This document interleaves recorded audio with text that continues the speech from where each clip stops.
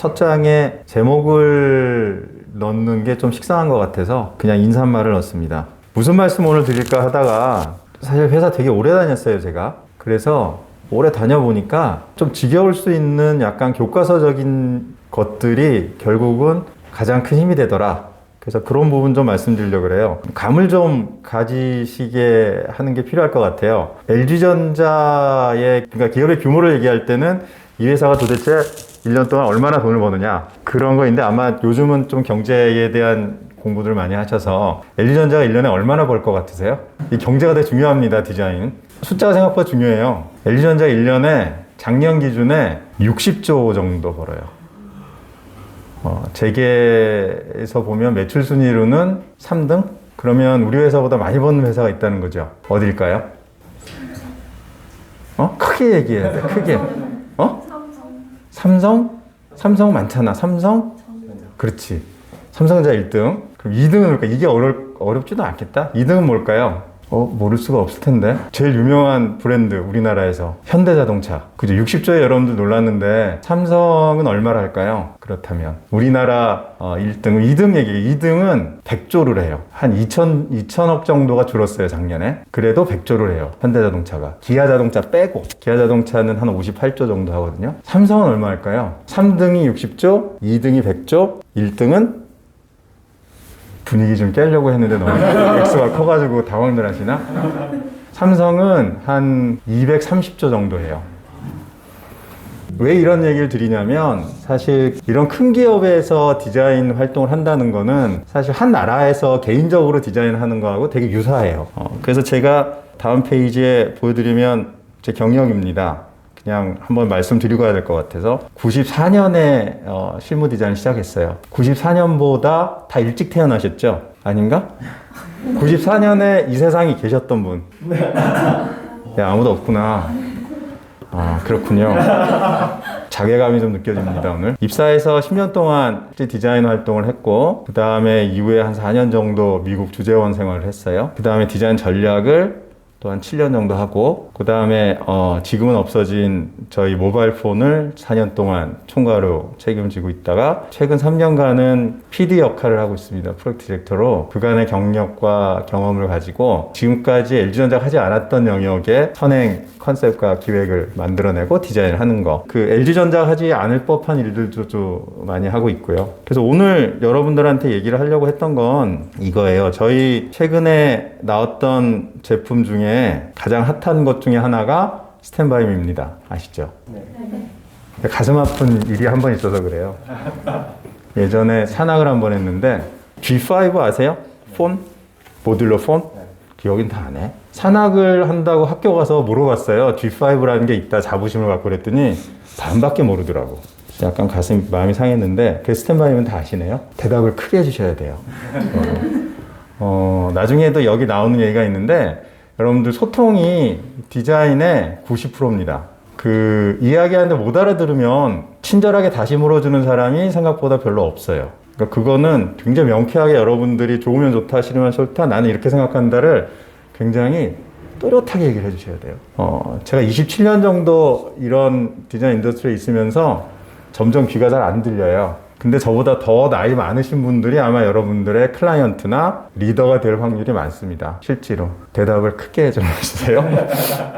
연장자를 도와주신다고 생각하시고. 그래서 제목을 스탠바이라고 했어요. 스탠바이가 뭔지 아시죠? 이제 여러분들이 이제 실제 디자인 산업에 들어오는 그 출발선에 딱 서서 뭔가를 레디를 해야 되는 타이밍이다 라고 해서 스탠바이미를 가져와서 스탠바이라고 했습니다. 보이세요? Are you ready? 네. 준비되셨나요? 네. 예. 대기업에서 디자인 역할을 굉장히 많이 해요. 굉장히 많이 합니다. 이 왼쪽에 있는 게 뭔지 아시죠? 요거 뭔지 알죠? 네. 예. 8대인가 밖에 없을 거예요, 나간 게. 세계에 몇 개 없는 엄청 비싼 LG가 수조 원을 들여서 만든 롤러블입니다. 이런 것도 디자인을 해야 돼요, 저희가.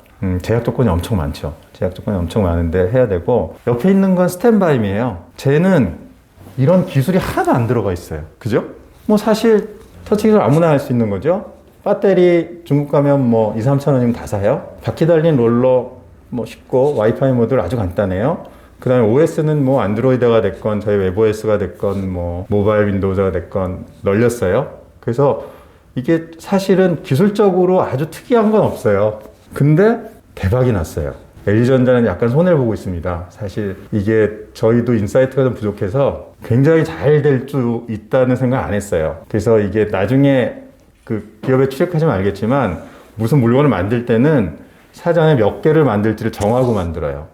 왜냐면 이걸 100개 만들 때 이 제품의 가격과 10,000개를 만들 때 가격이 틀려요. 왜 그런지는 아시죠? 원가 개념도 되게 중요합니다, 여러분. 특히 여러분들이 프리랜서로 할 때나 기업에서 일할 때나 원가 개념이 있어야 돼요.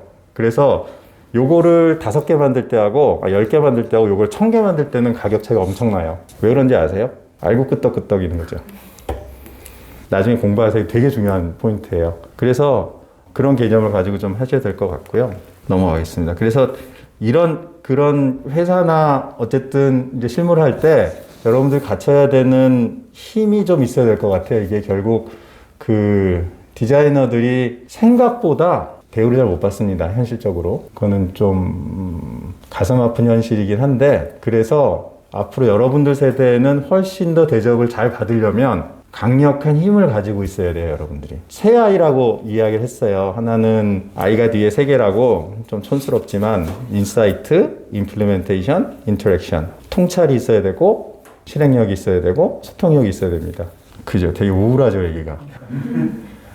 근데 이게 되게 중요한 포인트예요. 너무 교과서적인 얘기긴 하지만 인사이트에 대해서 잠깐 얘기를 해볼게요. 스탠바이미하고 연계해서. 보통 여러분들 그 마켓에서 3C 분석 배우시죠? 3C. 아시는 분. 3C가 뭐죠? 자, 크게. 커스터머. 그 경쟁자. 그렇죠. 컴퓨터 그렇죠. 공급자, 컴퍼니예요. 저 같은 경우는 LG전자에서 일하니까 저희가 공급자입니다. 여러분들이 LG전자나 혹은 삼성전자나 공급자에 들어가지 않으면 이 공급자는 여러분들의 클라이언트가 될 거예요. 그럼 이 클라이언트는 커스터머 고객한테 뭔가 줘야 되겠죠. 뭘 줄지는 공급자가 정해요. 판단할 때는 고객을 판단하겠지만, 그런데 아까 얘기한 컴페티터, 물론 굉장히 중요합니다. 컴페티터 중요한데 컴페티터를 포함한 여러분들은 세상을 좀 볼 줄 알아야 돼요. 서컴스턴스라고 해도 될 것 같아요. 그래서 세상의 변화를 읽는 게 되게 중요합니다. 이게 이 세 가지의 관계가 약간 티키타카처럼 가요. 최근에 코비드잖아요. 여러분 학교 잘 안 가죠? 학교를 안 간다는 건 저희 세대나 여기 선배님들은 상상도 할 수 없어요. 그렇지 않나요? 네. 그죠? 눈 뜨면 물론 일단 학교 가야 돼. 수업을 째더라도 무조건 학교는 가야 돼요. 그거는 진리 같은 거예요. 근데 이제는 학교 가는 게 진리가 아니야. 학교는 옵션이 됐어요, 가는 건. 왜 그랬을까요? 환경적 이슈가 발생했잖아. 환경적 이슈가 발생하니까 정책이 바뀌어서 발이 묶이니까 사회적이고 문화적인 관심사가 다 바뀌었어요. 그죠? 그렇게 되면 고객들이 갖고 있는 불편함, 필요한 거, 그리고 원하는 거, 아주 갈망하게 되는 것들이 다 바뀝니다. 그죠? 이게 코로나 전에는 뭐 하면 소주 한잔 할까? 뭐 맥주나 한잔 할까? 일단 만나서 뭘 하려는 거지만 요즘은 강에 만나자는 얘기를 하면 얘는 좀 정신 나가는 애? 고객의 사람들의 생각이 바뀌었어요. 그걸 알아야 공급하는 사람들이 내가 뭘 줘야 될지, 내가 갖고 있는 어떤 역량을 가지고 무엇을 만들어야 될지를 결정을 할 수 있게 되겠죠. 스탠바이미 얘기를 잠깐 할게요. 이런 테레비를 만들겠습니다. 제가 만든 건 아니에요. 제가 친한 저의 베프가 총괄을 해서 만든 건데, 옆에서 들어보니 지금 저희의 최종 의사결정하시는 분이 이 컨셉이 처음 나왔을 때부터 한 2번 내지 3번 정도 리젝을 하셨어요. 야, 테레비가 말이 돼? 이런 거죠. 그리고 구글 같은 데서도 스마트폰이 창고라면서 사람들이 폰을 주머니에, 저도 뭐 항상 갖고 다니잖아요. 사실 저는 가끔 이런 얘기 하는데, 이거 아마 여러분들이 갖고 있는 옷을 포함해서, 속옷 포함해서 갖고 있는 것 중에 가장 안 떨어뜨려 놓는 게 폰일 거예요. 그죠? 저희 딸내미는 진짜 목욕할 때도 갖고 들어가서 음악 틀어놓고 씻기도 하고, 상상할 수 없는, 예전에는 그런 식으로 붙어 있는데, 항상 같이 있으면 사람들이 피로도가 높아진답니다. 그죠? 어떻게 될까도 신경도 써야 되고, 잘 안 되면 짜증도 나고, 없으면 불편하고 하니까 피로도가 높아지니까, 집에 돌아오면 좀 이렇게 릴렉스 하고 싶어 한대요. 그래서 아마 집에 조금 더 큰 디스플레이로 내가 폰에서 쓰던 경험을 더 쓰고 싶어 한다. 이런 조사도 많이 있어서, 그래서 타블렛들이 더 커질 거야. 사실 애플은 굉장히 많이 성공했죠. 그런 비슷한 생각을 가지고 했는데 그러면서 사람 생각에 그냥 내가 들 수 있는 사이즈 이상 커지면 사람 싫어합니다 라는 게 또 진리처럼 창궐했어요. 테레비 집에 TV 있으신 분? 그것을 물어봐야 되겠다. 저기 혼자 여기서 유학처럼 혼자서 사시는 분. 그죠? 집에 TV 있어요? 아니. 없죠? 네. 타블렛으로 보시죠. 타블렛이나 모니터, 넷플릭스. 그죠? OTT 몇 개 구독하세요? 한 2개 정도. 2개? 왓챠하고 넷플릭스? 네. 그지? 우리나라는 거의 왓챠야. 디즈니가 빨리 들어와야 좀 경제가 생기시죠? 요즘 KBS 영화극장 본다는 사람은 없어요? 영화극장 아세요? 여러분 세대는 모르나? 모르죠. 예전에 아마 대표님도 그렇지만 저희 세대는 토요일 밤에 그렇게 기다려져요. 토요일에 밤에 하는 KBS에서 하는 영화극장. 더빙돼 있는 진짜 영화를 볼 수 있는 유일한 시간이에요. 그럼 그 시간에는 모든 가족이 딱 모여서 뭐 어떤 애는 진짜 이렇게 맥주 같은 것도 놓고 저녁 식사 끝나고 나서 과일 같은 거 먹으면서 온 가족이 모여서 이렇게 TV를 보는. 그래서 TV가 커지는 게 되게 중요하고 TV는 왕이야. 말하자면 나는 어디 갈 때가 그냥 이렇게 딱 있으면 이 앞에 다 모여 이렇게. 그래서 미국 같은 경우에는 가정집에 보통 이렇게 벽난로들이 있어요. 나중에 미국 가정들 이렇게 보시면 트레디셔널 집들은 다 벽난로가 있어요. 벽난로 위에 붙어 있는 경우가 제일 많아요. 거기 다 사람들이 모이는 곳이니까. 혹은 티어터룸 이렇게 해가지고 노는 쪽에 큰 테레비 갖다 놓고 다 모이는, 그러니까 뭔가 사람들이 모이는 곳이라고 생각을 했어요. 극장도 그렇죠. 근데 OTT가 창궐을 하게 됐어요. OTT가 나온 것도 이렇게 아까 그 세 가지 관점에서 보면 세상의 변화, 고객, 공급자 관점에서 보면 굉장히 많은데 넷플릭스에 대한 얘기 여러분들 들어보셨죠? 원래 넷플릭스가 뭐 하던 회사였어요? 넷플릭스는 DVD를 정기 구독하듯이 공급을 해주는 회사였어요. 그러면 그전에는 여러분들은 모르겠지만 비디오라는 게 있었어요. 우리나라에, 이 세상에는 이렇게 비디오 테이프라는 게 있었어요. 레트로 하신 분들은 요즘 다시 그 LP가 유행한다는데 그 비디오는 내가 직접 가서 빌려와야 돼. 그리고 내가 또 한 2, 3일 있다가 반납해야 돼요. 그거를 보니까 고객들이 무슨 페인 포인트가 있냐면 있는지 없는지 모르고 일단 가서 봐야 돼요. 있으면 있는 거 골라. 와. 또 다 보면 또 귀찮으면 갖다 줘야 돼. 그러니까 보니까 야 이거 왔다 갔다 빌리고 반납하는 게 너무 불편해 보여. 그래서 이거를 내가 보내줄게. 니네 고르는 선택장에 있지? 내가 골라서 보내줄게. 일주일에 2개씩 보내줄게. 이러면서 시작했어요. 근데 세상에 뭐가 바뀌었냐면 압축하는 기술, 영상을 압축하는 기술이 엄청나게 좋아지는 거야. 봅시다. 한 15년 전에 2000대 초반에는 2시간짜리 영화를 480p 정도, 480i, 640, 480 정도로 보면 700메가 정도 됐어요. 요즘은 4K가 몇 메가 정도 되죠? 다운받아 보시면 아시죠? 1기가가 채 안 돼요. 넷플릭스 드라마 한 편 보는데 200메가도 채 안 돼.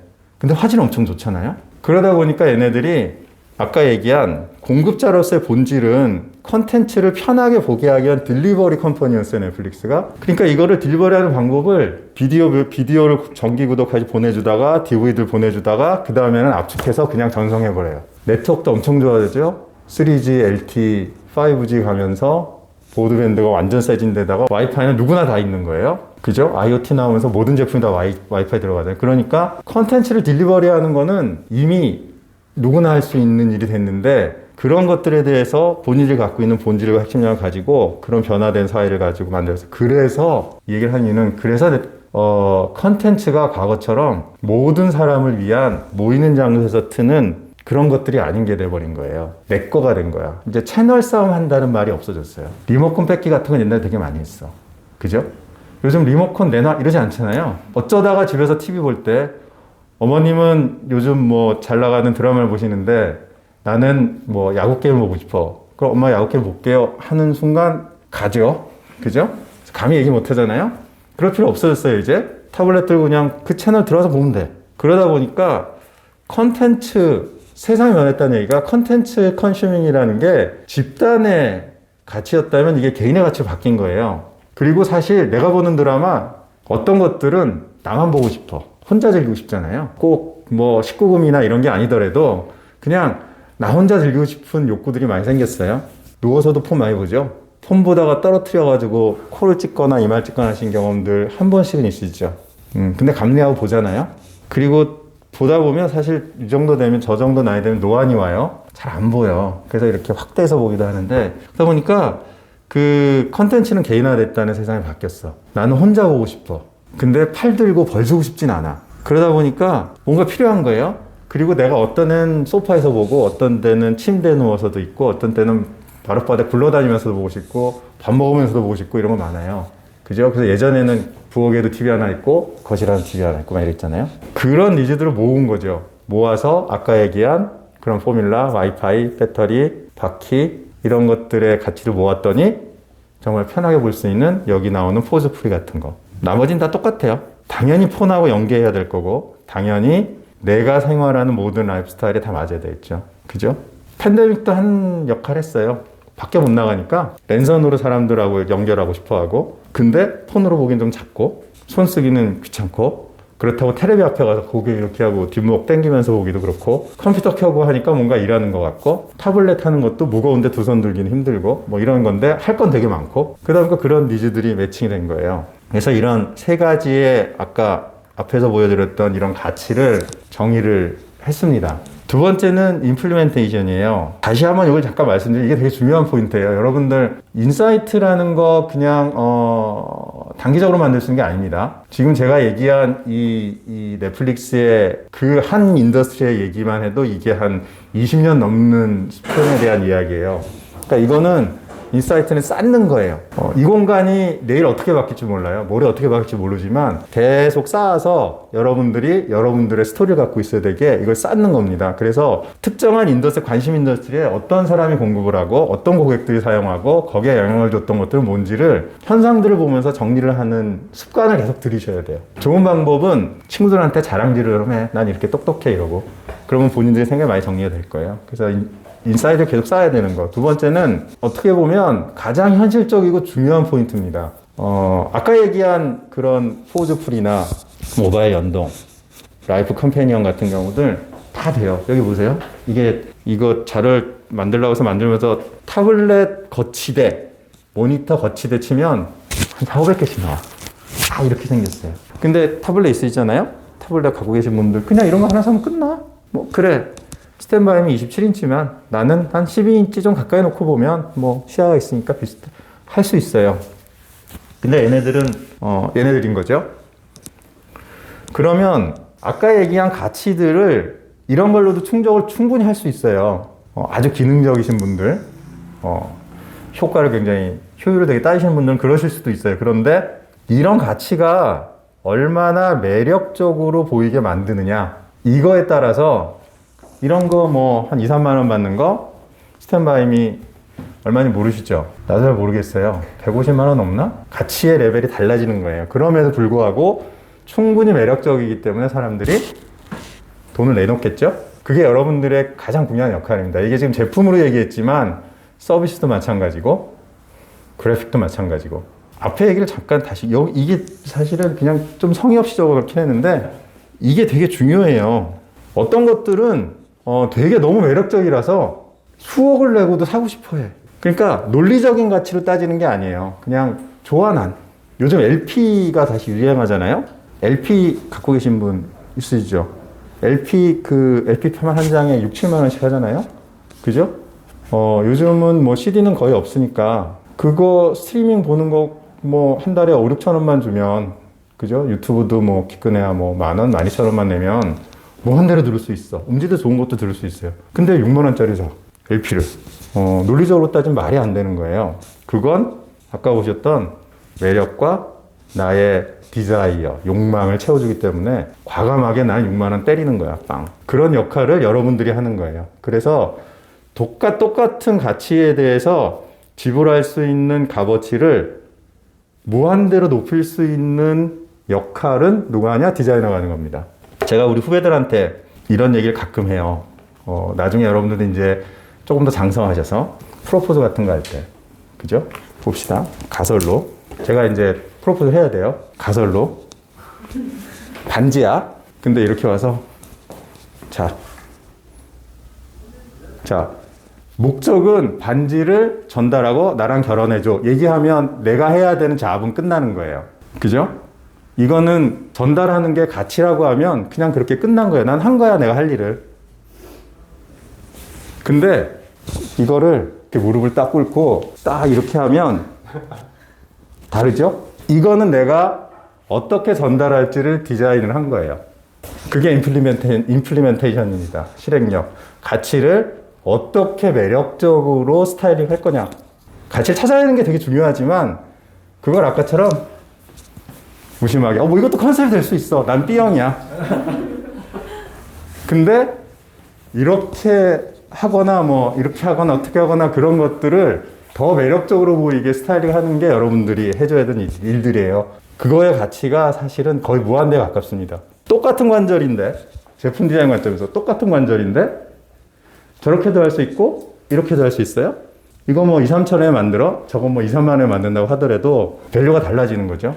자부심을 가지셔도 돼요. 그래서 세 번째는 세 아이 중에 마지막인데 인터랙션입니다. 인터랙션은 사실 다른 얘기로 하면 스토리텔링이에요. 뭐 대충 아실 거예요. 아까 반지 주는 거 보여드렸잖아요. 근데 생각보다 제가 후배들하고 여러 직원들하고도 해보면 잘 못해요.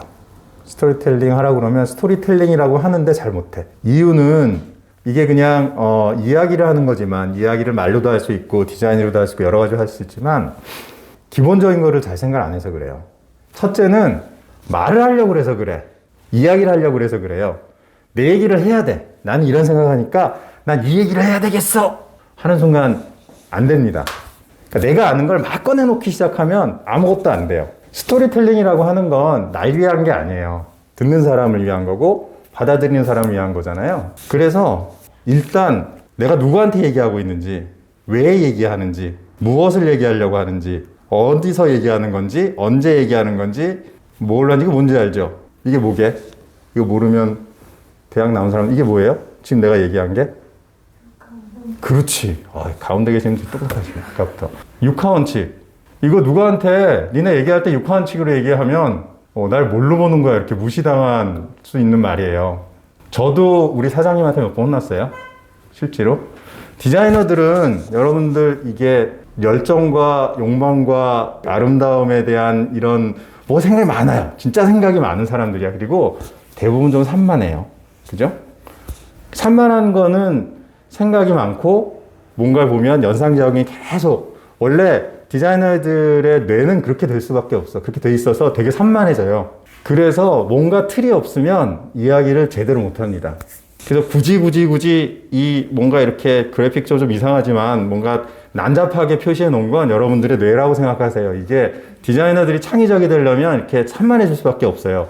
그럼에도 불구하고 육하원칙은 항상 잊지 마세요. 이건 진짜 기본입니다. 육하원칙. 내 얘기를 한다고 그러잖아요. 이런 오해들을 많이 해요. 쟤는 이만큼은 알 거야. 아닌 경우가 대부분 많고 그거는 이야기를 시작하면서 판단을 좀 하셔야 돼요. 하여튼 목적은 내 얘기를 하는 게 아니라 이 사람이 잘 듣게 해주는 거니까 그런 생각을 해야 되고 산만하다고 그랬잖아요. 산만하다에 따른 거는 많은 얘기를 하려고 그래요. 그래서 이런 인터랙션 할 때, 커뮤니케이션 할 때 핵심은 우선순위를 여러분들이 되게 어려운 일이에요. 어려운 일이지만 정해서 골라서 얘기를 해줘야 돼요. 보통 디자인 리서치 할 때, 설문할 때 초이스가 몇 개를 넘어가면 안 된다고 배웠어요? 3개, 4개 넘어가면 현실적으로는 사람들이 초이스 못 해요. 그래서 아까 밸류도 그렇고 여러분들 인터랙션을 하고 여러분 컨셉을 이야기할 때는 저의 레코멘데이션은 하나만 하세요. 하나만 딱. 근데 도저히 안 되겠어. 내가 너무 훌륭하기 때문에 나는 하나 갖고는 안 되겠어. 그러면 3개를 넘기시면 안 돼요. 절대. 아무도 안 듣습니다. 3개 넘어가는 순간 아무도 안 들어요. 관심이 없어져. 맛집과 맛집이 아는 집. 그죠? 일반 분식집은 메뉴 개수가 뭐 50개. 맛집은 메뉴 개수가 3개. 이렇거든요. 맛집이 돼야지. 그죠? 근데 인터랙션을 해놓고 사실은 저 얘기를 안 했잖아요. 말하는 방식에 대한 얘기를 잠깐 해드렸는데 소통을 통해서 신뢰를 쌓는 역량이에요. 다른 사람에 대해서 신뢰가 쌓이면 그 사람이 한 디자인이건 그 사람이 하는 이야기건 잘 믿잖아요. 대기업이건 사회건 디자이너들의 역할은 실제로 제품을 만드는 게 아닙니다. 뭘 만들어야 할지를 제안해 주는 사람들이고 좀 더 대접을 받으면 뭘 해야 될지에 대한 목적을 세팅해 주는 사람이에요. 비전을 세팅하는 사람들인 거예요. 그죠? 근데 그 비전을 만든 사람이 잘 믿을만한가? 이러면 누가 듣겠어? 그죠? 믿을만한 사람이란 것들을 이런 인터랙션, 소통을 통해서 쌓아나가 주셔야 되는 거예요. 그래서 여기에 써놨잖아요. 당연히 고객, 내가 속한 회사, 내 동료들.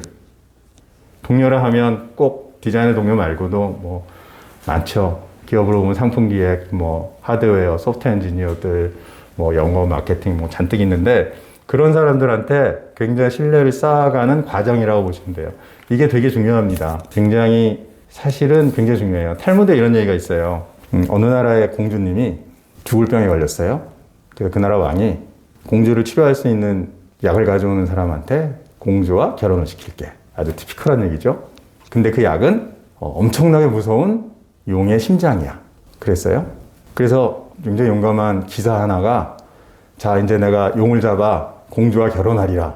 이러고 정말 엄청 뛰어가서 그 무서움을 극복하고 현란한 무술을 발휘해서 용을 죽이고 심장을 파왔어.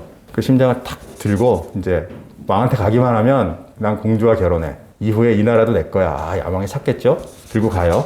쫙 가는데 가는 중간에 이제 탈무드 얘기가 나옵니다. 그럼 이 심장을 얻기까지에 누가 무슨 공을 세웠는지 온몸에 있는 장기들, 팔, 다리, 심장, 뭐 브레인 이런 애들이 다 자기가 잘했다는 거야. 그래서 다리는 내가 튼튼한 다리가 없었으면 거기까지 못 갔다. 응? 뭐 그래서 뇌 같은 경우는 내가 정말 지력을 잘 세우지 않았으면 절대 못 이겼을 거야. 야, 내가 현란하게 칼질 안 했으면 어떻게 했어? 팔이 제일 잘났어? 막 이러고 와운패 갈 때까지 모든 몸의 지체, 몸의 이런 부분들이 막 자기가 잘났다고 막 다 했어요. 내가 제일 잘했어 막 이랬는데 왕한테 딱 왔어요. 심장을 딱 들고 왕한테 딱 드렸어. 그때까지 아무 얘기 안 했던 혀가 딱 들이면서 뭐랬게요? 개구리의 심장입니다. 그랬대. 그랬더니 나머지 이 모든 사람들이 You win, 너가 1등이다. 이게 인터랙션이에요. 다 잘해놓고 마지막에 말 한마디 잘못해서 박살나는 케이스가 실제로 굉장히 많습니다. 그래서 약간 제가 좀 한만하게 얘기했지만 우선순위를 잘 정하세요. 세 가지 넘기시면 안 돼요. 우선순위 정하는 게 사실은 펼쳐놓는 버릇을 좀 줄이셔야 돼요. 아마 어딜 가든 이제 팀원으로서 활동을 시작할 텐데 그러면 이제 팀장 눈치 봐야 되고 내 프로젝트 리더 눈치 봐야 되고 그러면 하다 보면 자꾸 어떤 습성이 나오냐면 자 1, 2, 3화입니다. 어떤 거 할까요? 이런 거 해요. 그렇잖아. 야, 세 가지 한 가져와봐. 스케치 30개 해와. 뭐 이런 거 시키거든요. 그럼 와서 해와. 그러면 아 보자. 나는 1357이 좋네. 이거 가지고 렌더링 하자. 뭐 이거 가지고 뭐 시합 만들어봐. 이런 거 갖고 뭐 프로토 해봐. 이렇게 해. 그럼 또 이게 쫙 만들어. 그럼 아, 난 1번이 좋아. 그러다 보면 초이스를 잘할 수 있는 걸 늘어놓는 게 내 역할인 것처럼 착각을 합니다, 여러분. 망하는 거예요, 그 순간. 진짜 잊지 마세요. 망합니다, 그러면. 왜냐하면 디자인 아까 뭐라고 그랬어요? 비전을 만들고 목표를 만들고 그걸 사람들이 따라오게 해줘야 되는 거라고 그랬잖아요. 그러면 내가 만든 컨셉, 내가 만든 디자인에 대한 자기 확신이 되게 중요해요. 자기 확신이란 거는 우선순위가 없으면 생길 수가 없어요. 그리고 이건 꼭 성공할 거야. 아, 이렇게 생겨야 돼. 혹은 이런 인터랙션이 필요해. 이런 UX가 필요해 라고 이야기를 하는 순간 내가 확신하지 않으면 안 돼요. 아, 네가 선택해 주겠지 하는 순간 망합니다. 여러분들이 이런 얘기하면 좀 심하지만 썩어요. 생각이 썩어져. 그 다음부터는 한참 지나면 내가 뭐 했지라는 자괴감도 들어요. 그래서 그걸 세워야 돼요. 그래서 3개 해와 3개를 하지만 반드시 습관적으로 이건 습관화돼야 되는데 나는 이러하고 이런 고객 가치와 이런 환경 변화를 봤을 때 제가 생각하는 건 뭐 B안입니다. A, C가 이런 측면의 밸류는 있지만 그래도 B를 꼭 해야 되겠습니다. 자기 생각을 명확하게 찍어서 이야기하시는 습관을 들이세요. 그게 아 얘는 믿을만해. 얘는 생각을 갖고 이랬구나. 얘는 믿을만해. 이런 생각들을 보니 아 그런 관점에서 나는 그런 결정을 하는데 흔들림이 없어 나도. 그렇게 하면 신뢰가 쌓이고 여러분들의 디자인에 대한 사람들의 생각들이 바뀔 거예요. 그죠? 그래서 좀 촌스럽지만 새 아이의 힘을 키우라는 게 아까 6화원칙 얘기했던 것처럼 너무나도 기본적인데 한참 하다 보면 나는 너무 전문 인력이고 난 너무 잘났기 때문에 기본 있고 자꾸 위에서만 오면 이게 사상누각이 됩니다. 27년을 이 인더스트리에서 지나면서 조금 있으면 이제 30년인데 다시 생각하게 되는 부분인 것 같아요. 그래서 나 스스로도 다시 이런 측면들을 점검해 보며 아 내가 세상이 변하는 거에 대해서 이렇게 읽어내는 거를 좀 게을리한 건 아닌가? 혹은 내가 나를 가시적으로 표현하는 능력들은 떨어지지 않았나? 내가 제대로 내 생각을 잘 전달하고 있나? 혹은 나는 정말 스스로 나의 동료나 후배들한테 신뢰를 잘 쌓고 있는가? 밖으로 네트워크는 잘 하고 있나? 이런 것들 계속 점검해 가면서 본인들의 가치를 이렇게 높여 나가면 좋겠다라는 생각을 합니다. 마지막으로 그럼 이게 소리가 나오죠? When the night has come and the land is dark. 네, 감사합니다.